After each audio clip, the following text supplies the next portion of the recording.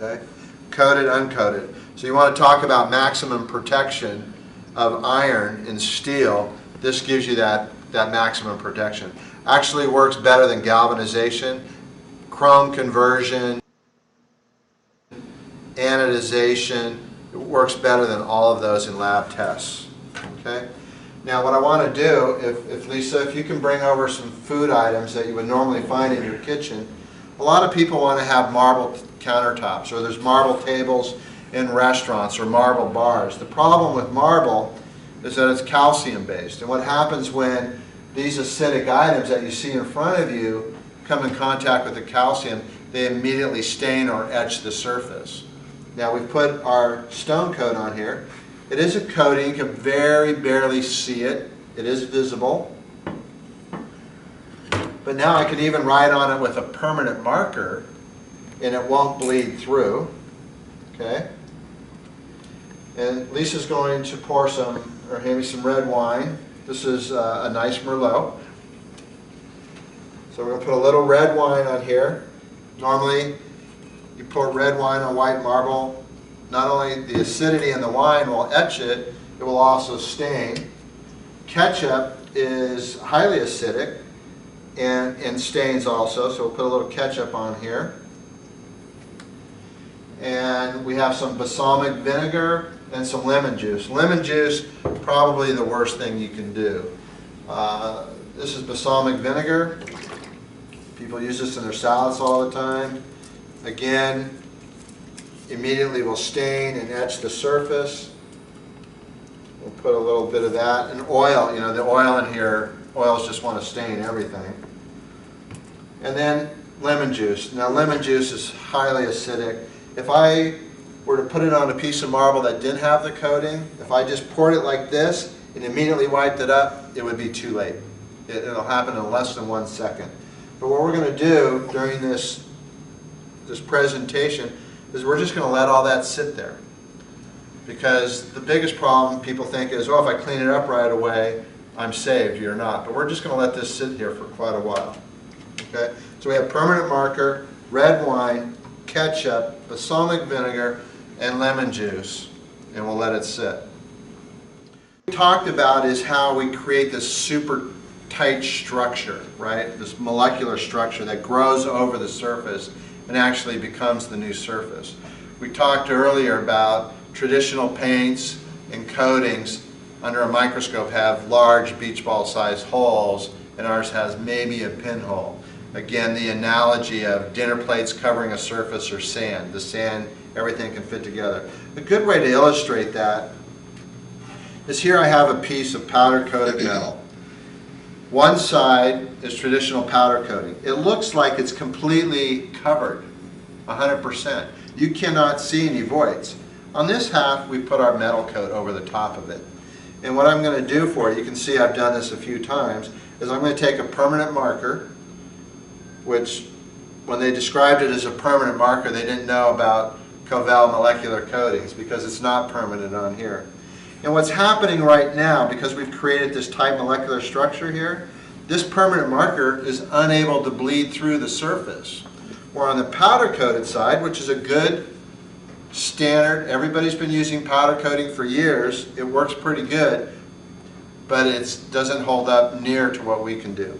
So if this permanent marker gets through, you can imagine everything else is getting through it. Okay? And here on this side. And now all I got to do, even if I were to write on the copper, anything that's coated, I can put the permanent marker. Even on signage, we'll do that. Concrete, we did it on the marble. Even on grout, here's tile. This has our concrete coat. If you were to put permanent marker on grout, which is very porous, it would bleed through. We're going to go ahead and coat the grout. Vinyl flooring, for example, permanently would be there without it. Here we have it on our metals. Here's on stainless steel. And look how nice the stainless steel looks. See the fingerprints and so forth on the uncoated side, where this side doesn't have anything, any marks. Aluminum. Look how bad this aluminum looks on this side. This side, same piece, handled just as many times. Okay. Galvanized, the same thing. It's hard to tell if there's any difference. But PV brass is a common, PV coatings are very common to protect brass. This side has our coating. This has been traveled around the world, demonstrated everywhere. You can see how this is already breaking down and getting destroyed. If I turn this over, you can see the uncoated PV versus the coated with our Covell metal coat. This is 3 or 4 years old right now, and it's still perfect and pristine shape. Okay? So now we've created these, what we believe are permanent stains with the marker, right? You can get a majority of the stain out using chemicals, okay? But it still has bled through. You're only going to get about 95%. It will leave a shadow behind. What I'm going to do is I'm just going to take this floor sponge and I'm going to go over to the sink behind me and just get it wet with water. And the reason I'm going to do it out of the faucet is you can see for sure that it's just water and not a chemical.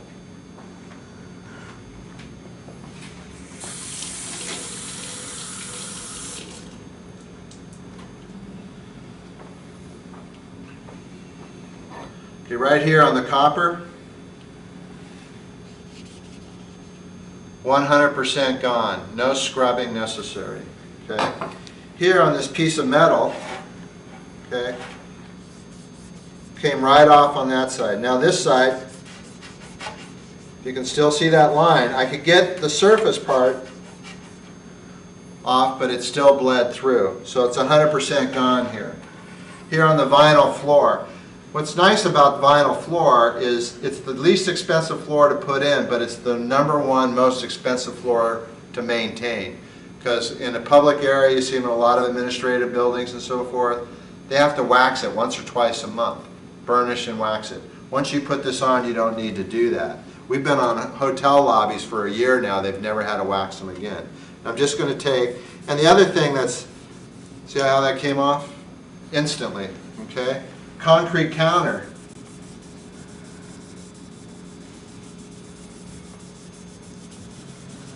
Gone. This piece of aluminum, aluminum's pretty porous, just came right off. Over the stainless steel, super, super easy. Now, what about signs? Okay, the problem with signs is when you try to clean them after they've been graffitied, the cleaners don't know what's to stay and what's to go. So you spray paint this or write on with permanent marker, and they're going to come by with a chemical cleaner. So we're going to do that to show you that the chemical, and I'm just using a little light soy, but I just want you to see that the letters are now preserved, okay? So we're just going to spray a little bit on here, and the only thing that's wiping off is actually the permanent marker. The letters are fine.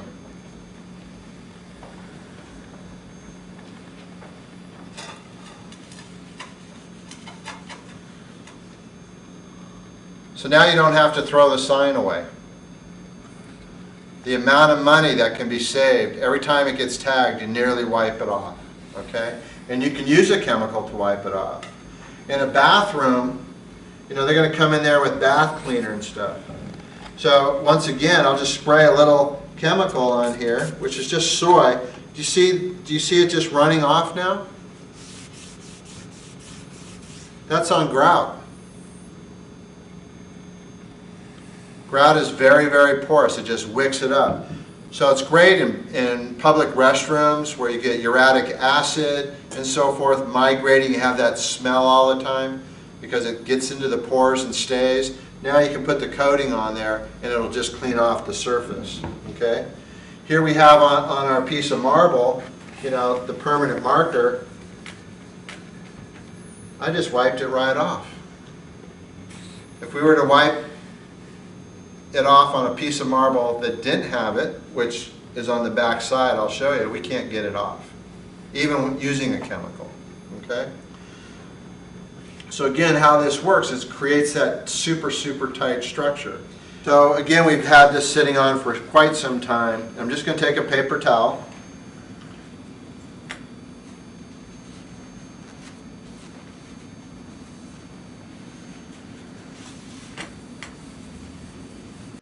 So here we have a typical highway sign.